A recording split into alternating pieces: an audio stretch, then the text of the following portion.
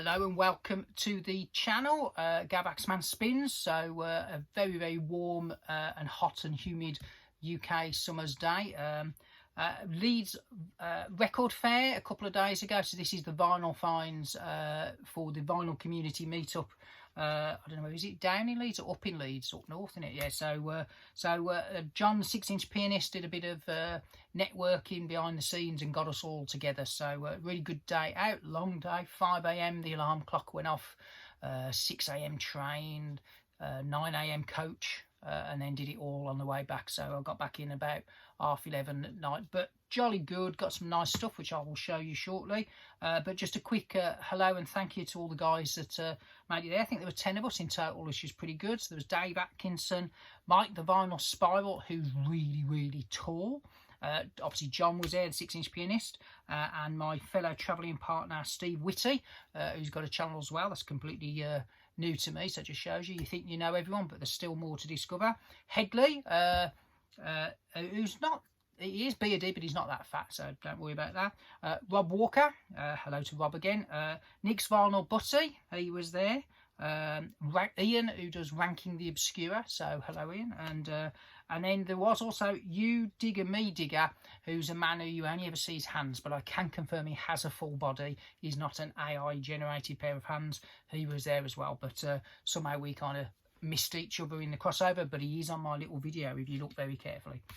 Right, so what did we buy? What did we get? So first of all, I have to say thank you to John, who came along with some Vinyl Community Love Train, or VCLT. So John, the first record of the day, was before I'd even had my sausages in the morning. John gave me a U2 bootleg. So this is rather good because this is from the Joshua Tree tour in 1987. I was there at the NEC, one of the best gigs I've ever been to in my life. So lots of wonderful U2 stuff. Got some stuff that didn't go on album, some covers, People Get Ready, Southern Man, a song called Womanfish, not quite sure what that is. Spring Hill mining disaster. So yeah, some good stuff on that. Lost Highway, I think they might have done that one on the tube, and a bit of an interval. So for those that like bootlegs, here's the label, and somebody's very kindly also put the track listing on the inner sleeve, so we'll keep that, can't we? So looking forward to listening to that. Then normally before I do a vinyl finds video, I clean everything, sleeve everything, and then present it. But I think a lot of people are kind of waiting to see what was picked up in Leeds. So these have not been cleaned or re-sleeved or any of that. So this is as natural as I can present them. So we had a little kind of bet amongst ourselves, the Brummy Coach 3, as we will now be dubbed, as a challenge. So we decided to set the challenge as who could get the best 12-inch single. So Steve Whitty got one, and I now can't remember what it was. Hopefully he'll show it on his video. John bought something called Stardust. It's a late 90s dancey ones, which apparently it was worth quite a bit of money, so he was quite pleased to find that. So I think John won the challenge. I put up a valiant attempt with a U2 12-inch. This is the perfecto mix of Even Better Than the Real Thing. One of the very few U2 12-inches I haven't got, so I was quite glad because that ticked 2 boxes. It entered me in the challenge, and it ticked another U2 12-inch collection when they were good. Yes, so there you go. So one of the better dance remixes of the 90s, I thought. So pleased with that. And then it was off around the fair, so I bought a few from the fair and then a couple of others from some local shops in Leeds. So without more waffling, I will tell you what I got. So the next thing I'm going to show you, I was really delighted to get these because these are, you know, the old Gap fill-in box. So when you're looking at your records, you're thinking, I really need to get the third album by the Specials, or as it was released, the Special AKA. So In the Studio. And this is after Terry Hall and the other chaps who in the Fun Boy 3 departed, and old what's his face, Jerry Dammers, took over. It has got the immortal Nelson Mandela on it, and has this one got?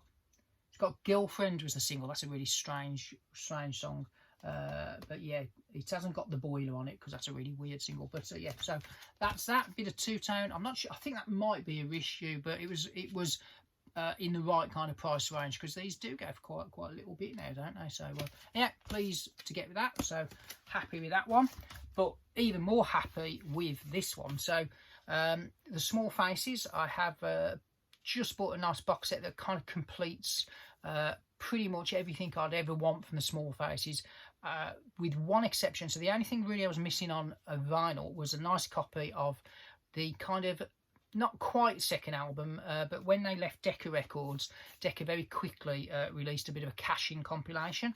Now, to find original these, they're normally battered, normally very expensive, but it did get a reissue. Can't remember when. Might tell me on this actually. When did this get reissued? Anyway, got a reissue. So got a reissue, I think about 10 years or so ago, along with the first album. So I got the first album, and this is the, as I say, the kind of cash-in compilation, I think from '67. So it's called Small Faces in the Beginning. This is in a lovely condition. And the reason I was really pleased to get this, although it's a reissue, is when I was looking around on Discogs and the internet to see if I could pick one of these up, they were really, really, really expensive. And I think it's gone out of print again. So I was delighted to spot this, because it was pretty cheap really, and it does tick a big box. So stand by, there will be a Small Faces collection video rather than a ranking, because I've got quite a short catalogue, so I'll just show everything. I've got a lot of CD stuff, a lot of box sets, but I've got pretty much a complete vinyl collection as well, so pleased with that. So and that's the track listing for those that want to look. It's in glorious mono. Now the first album that was really pleased to get, this sounds absolutely phenomenal. Yes, so I'm hoping that this follows suit. So there you go. So really pleased to get those last two, because it does tick a big collection done kind of box. This one's an interesting one. So I've had the CD of this for years, and I've got the debut album on vinyl, but a blind guitarist from the late 80s, who second album features none other than George Harrison and Jeff Lynne on a cover of While My Guitar Gently Weeps. You've got it. It is the Jeff Healey Band's second album. Now, I've never seen this on vinyl. I've had the debut on vinyl for donkey's years, and I think I've got this on CD. But he was amazing, wasn't he, Jeff Healey? He was in the film, wasn't he, with Patrick Swayze? Was it Crossroads? That ring a bell? But anyhow, yeah, there you go. Jeff Healey Band, cheap as chips as well, so very pleased to see that, because it's not one I've come across before on vinyl.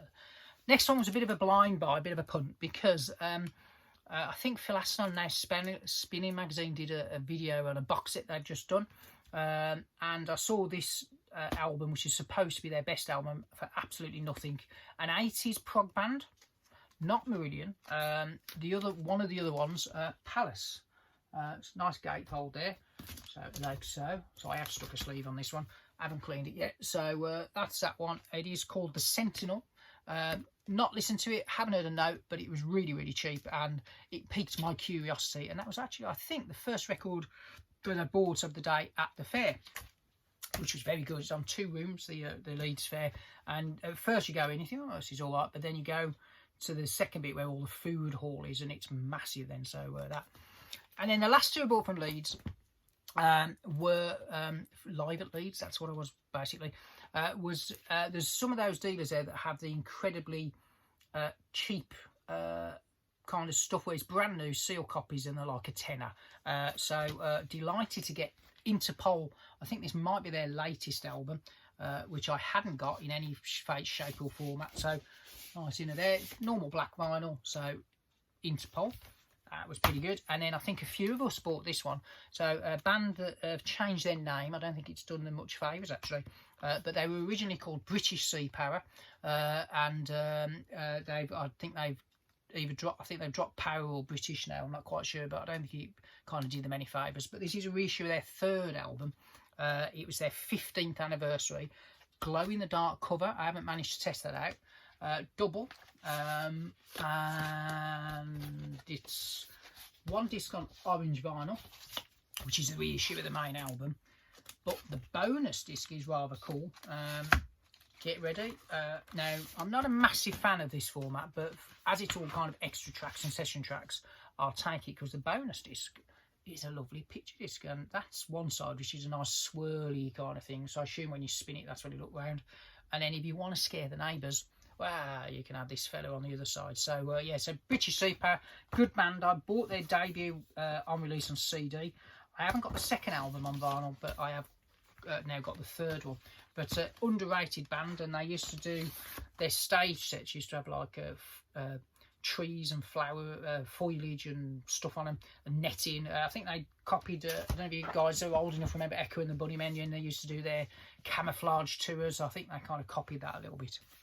And that really was supposed to be it for the vinyl finds. Oh, I forgot the stall that sold me those two was also, if you bought 2 records, you got a free CD. So I got the CD version of that album there, which will be on a future vinyl finds video, which is an offshoot of the Flaming Lips. So that was quite good. So there you go. So the next shop, so we went out of the record fair, went to the pub, which is always done. The pub was cool. It had some really good t-shirts, and I nearly bought one, and I didn't have my size, so that was a bit sad. But then went to I think Crash Records, but downstairs is Wall of Sound. And if you've seen the video, that's the first record shop. I think I didn't film in the second shop actually, and it was it's a thing to behold. It caused a lot of debate amongst the people that went in terms of the presentation of the stock. So what I would say, if you were prepared to kind of risk death and piles of records falling on you, there were things to be found. So the first thing I found, and I was really pleased with this, and this has broke my do not buy duplicates rule unless there's a special occasion, because there might be another one that does that.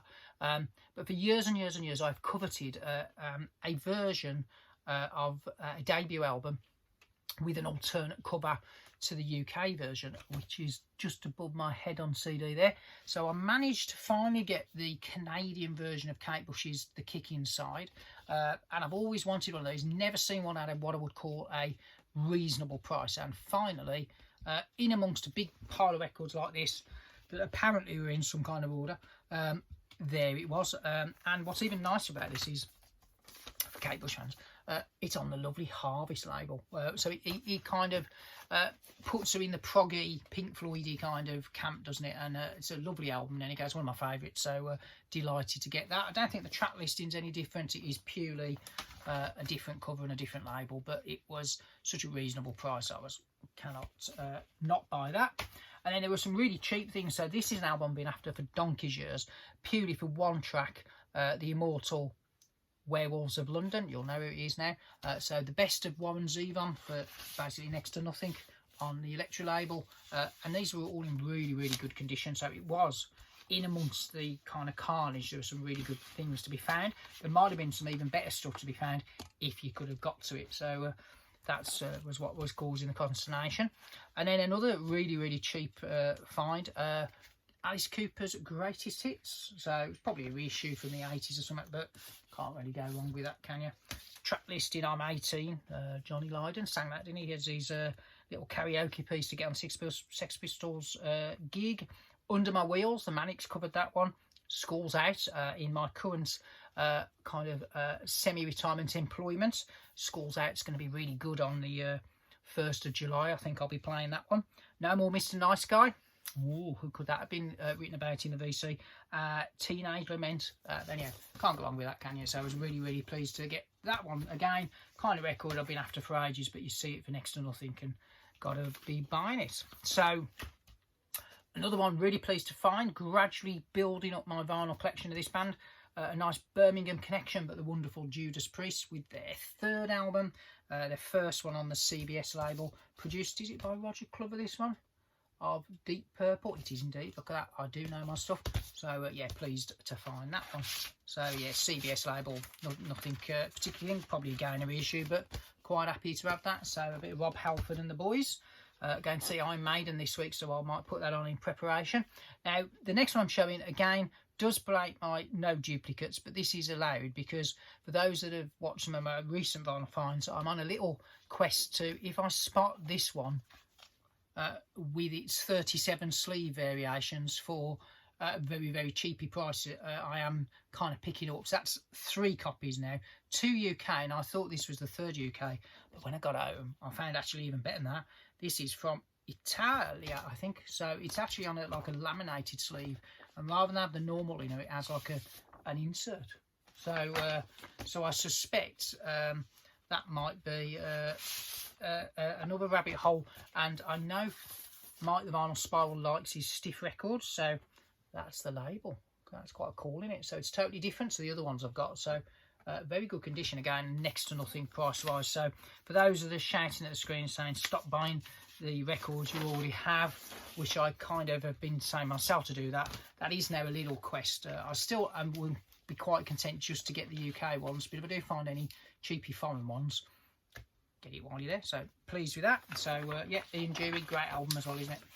So yeah, that's that one. And then that again was the end of Wall of Sound, and that was supposed to be it going home, but there was another sneaky record shop called Relics, and we piled in there, and I think I was the only member of the VC that was quite aware of the time, and these poor men in this shop were, I think, trying to drop us a few hints to go home, like turning the aircon off and starting to close the shutters, but it was only really me who was aware of that. But they were glad they stayed open, because a few of us bought some things. So again, I got one I've been after for yonks now. My mate Martin, the Martian, who goes and buys all these kind of first press bluesy rocky albums, might like this. Don't know whether it is a first press because I haven't put any of these on Discogs, but the Groundhogs, Thank Christ for the Bomb, on Sunset Records. Again, one of those albums been interesting for a long time. I've got a couple of CD kind of sets of this lot, but very rarely see them on vinyl in decent condition. So not only was it in good condition, it was cheap as chips, and I think this might still be the original Inner stereophonic record, but look at this lovely label. So there you go. Hold on, let's do it the right way around for the camera. So Sunset. So I don't know if Martin does watch this video, he could tell me if that is what that is. I have no idea. Is it a UK? Is it abroad? Is it American? Don't know. But engineered by the wonderful Martin Birch of Deep Purple fame. Anything he touches tends to sound wonderful. So pleased to get that. And that was going to be it for the day. And then I got a little bit over budget. I thought, I'll be good, I won't buy any more. And then young Rob Walker shoved this in my hand and said, Gav, have you got this? And I went, who are they? Never heard of them. And he went, they're a mod band from the 80s. There's lots of jam connections or style dance connections on the iOS label. And he said, this album is the best thing since the last thing I told you was the best thing. So I have bought it on the recommendation of Rob the Walker, a band called The Truth, album called Playground. I know literally nothing about this. So if I play it, it's a load of old pony. Thank you, Rob. If I play it and it's absolutely brilliant, even more thank you, Rob. So yeah, so looking forward to giving that a spin. And that was it. So that's the Leeds Vinyl Finds video for June 26th. Bit of a bonus Vinyl Finds video this month. I've got to clean all them, and there are some more Vinyl Finds, but they'll have to turn up in July now. And I've got to do Jack the Vinyl Voyager's tag video. So don't worry, Jack, I haven't forgot about you on genres. And there might be a couple of other kind of guest things happening, who knows. But yes, so watch this space, other things that are happening on the channel. Thank you to all those that are liking and subscribing. I've had quite a few new people over the last few weeks, so thank you. And to the old people that are still here and sticking through this waffle, thank you even more. But yeah, go back to my spins, over and out, and I'll see you hopefully on the next one.